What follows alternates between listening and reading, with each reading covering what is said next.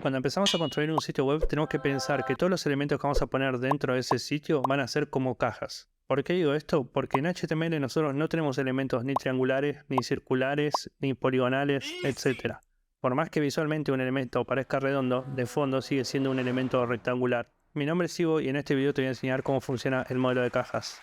Antes de empezar con el video, suscríbete y dale me gusta para que YouTube te avise cada vez que subo un nuevo video y también a mí me vas a estar ayudando un montonazo. Bueno, entonces cuando nosotros necesitamos crear un sitio web, cualquier elemento que nosotros coloquemos en nuestro sitio, sea un div, un h1, lo que sea, van a ser todos representados como si fueran pequeños rectángulos, ¿ok? Así que para comenzar con este video, lo primero que vamos a hacer es, dentro de nuestro archivo styles.css, vamos a borrar todos los estilos que habíamos creado en el video anterior. Y en el index.html lo mismo, vamos a borrar todo y vamos a dejar simplemente un div, ¿ok? También vamos a necesitar de las herramientas de desarrollador, así que vengo al lado derecho, hago clic derecho a inspeccionar y acá me va a abrir las herramientas de desarrollador del lado de abajo. En este caso porque yo lo cambié, pero si a ustedes les aparece el lado derecho o el lado izquierdo y quieren que les aparezca abajo, hacen clic acá en estos tres puntitos y seleccionan el icono, por ejemplo, acá en este caso, me hace que aparezca del lado de abajo, que es donde lo tengo yo ahora, y si no, de este lado les va a aparecer del lado izquierdo de la pantalla o con este del lado derecho, ¿ok? Lo dejo de este lado. Ahora voy a cerrar esto también y acá si vamos hasta abajo de todo vamos a ver que nos aparece este gráfico, ¿ok?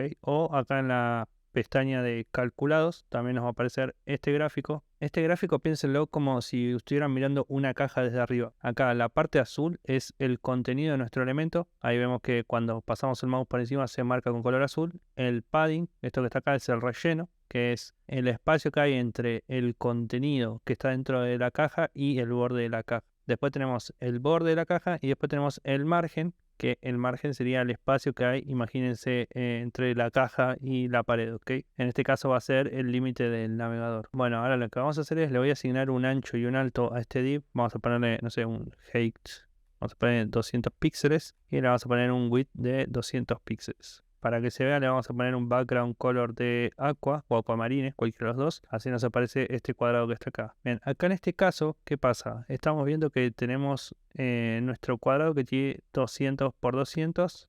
Y si hacemos clic acá en el contenido, o sea, le pasamos el mouse por encima, perdón, no hacemos clic, vamos a ver que nos aparece marcado en azul. Entonces ahora nos dice que el contenido de nuestro elemento tiene 200 por 200. Entonces también le podría dar un padding. Vamos a dar un padding de 10 píxeles. Y ahora vamos a ver que el elemento acaba de crecer. ¿Vieron eso? Ahora si paso el mouse por encima del padding, vemos que el elemento creció. Este 10, 10, 10 que nos aparece en cada lado es porque al padding nosotros le podríamos asignar esos valores de diferentes maneras. Por ejemplo, cuando nosotros tenemos padding y le asignamos 10 píxeles, lo que estamos haciendo es se lo estamos asignando a todos sus lados, ¿ok? Ahora, si yo acá le pasara como segundo parámetro un 20 píxeles, acá ya cambia la cosa. ¿Y qué es lo que pasa? Ahora, estos 10 píxeles que están en la primera posición son los 10 píxeles de arriba y de abajo, ¿ok? Que acá lo podemos ver en el gráfico. Arriba y abajo ahora tiene 10 píxeles y el 20 píxeles que está acá es del lado izquierdo y del derecho, ¿ok? Ahora, también lo que podría hacer es asignarle, por ejemplo, 0 píxeles, ¿ok? Que acá en este caso lo que va a pasar es que la primera posición le está asignando al de arriba, ¿ok?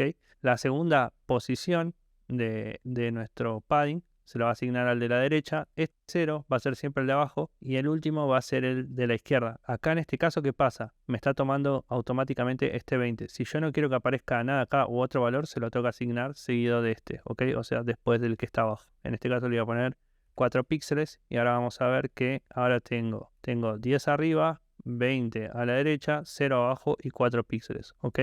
Ahora se lo voy a sacar a todo esto porque la verdad es que era solamente para mostrarlo, pero lo voy a dejar en 10 en todos lados. También tenemos una propiedad, podríamos utilizar padding left directamente en vez de usar la manera corta que les acabo de mostrar y le asigno directamente 10 píxeles o vamos a poner 20, ven, y acá el padding a la izquierda le asigna estos 20 píxeles. También tenemos, bueno, el padding right, bottom, top, ok. Entonces de esa manera podemos asignarle el padding a nuestros elementos. Bien, ahora le borro esto. Bien, ahora continuando con la explicación, vamos a hacer lo mismo para el border, ¿ok? Border, vamos a decirle 10 píxeles. En este caso al border también le tenemos que decir qué tipo de borde queremos. Yo acá le voy a decir solid, pero tenemos por ejemplo dash, que son digamos las liñitas. Hay otro más que, bueno, no me acuerdo cómo era. Voy a dejarle solid, ¿ok? Que es una línea negra oscura. Y después lo que le tengo que pasar como próximo parámetro es el color. En este caso le voy a poner la almohadilla, que esto es un código hexadecimal, ¿ok? Que este sería como una especie de negro, que no es negro negro, es un poco más clarito, que de esta manera, bueno, nosotros declaramos un borde. Acá le estoy diciendo que quiero que el borde sea de 10 píxeles, que quiere que sea sólido, o sea, que sea una línea negra oscura. Si le pongo dashed va a pasar esto, ¿ok? Le voy a dejar como sólido y después el 19, 19, 19 es el color. Bueno, ahora también puedo hacer lo mismo para el margin, ¿ok? Voy a poner un margin de 10 píxeles, grabo y ahora me voy a venir acá para ver qué fue lo que pasó. Ahora vemos que nuestro gráfico ahora está lleno de números, ¿ok?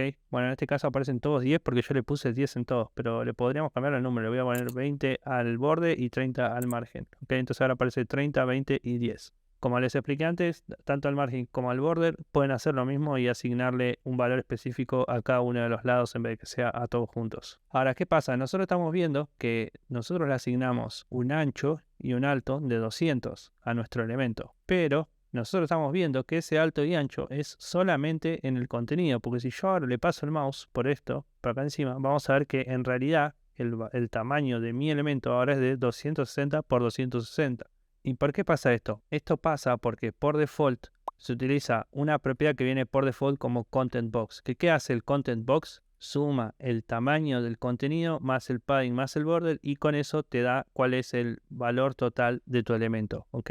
Eso hace el content box. Ahora, si nosotros le ponemos border box a esto, cuando grabe vamos a ver que ahora se achicó el elemento. Y si yo le paso el mouse por encima, el tamaño se achicó porque nosotros teníamos height 200 y width 200. Entonces, ahora ¿qué pasa? El border box lo que hace es que te asegura que el elemento va a tener 200 de alto y 200 de ancho, ¿ok? Entonces, eso hace el border box. Te asegura que el tamaño va a ser este, a costa de que lo que va a hacer es va a achicar el contenido disponible para darle espacio, digamos, al relleno y al border, ¿ok? Que es lo contrario al content box, ¿ok?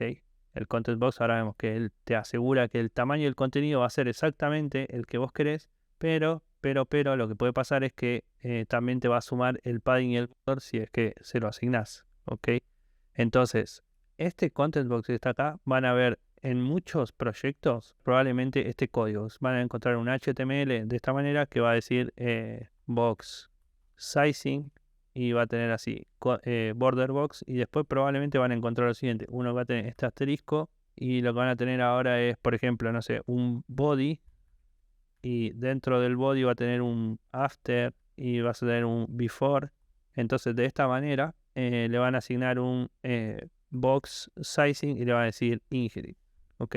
Entonces de esta manera te aseguras que todos los elementos del sitio web, sea el que sea, le va a aplicar estos estilos y que todos van a medir exactamente el tamaño que vos querés que mida. Entonces, conclusión, si vamos a trabajar con border box, por ejemplo, que lo que va a hacer es que nos va a asegurar que el tamaño de nuestro elemento va a ser ese, tenemos que tener en cuenta que este border box lo que va a hacer es que si nosotros agregamos un borde o un padding, por ejemplo, ese espacio o ese tamaño lo va a tomar del total de ese total que vos estás utilizando. O sea, hay que tener en cuenta eso. Ahora, en el caso del otro, del content box, hay que tener en cuenta que si nosotros lo vamos a agregar un margen o un padding, se lo va a agregar el valor del lado de afuera, o sea, va a hacer crecer más el elemento. Así que hay que tener en cuenta esas cosas cuando trabajamos con uno o con el otro.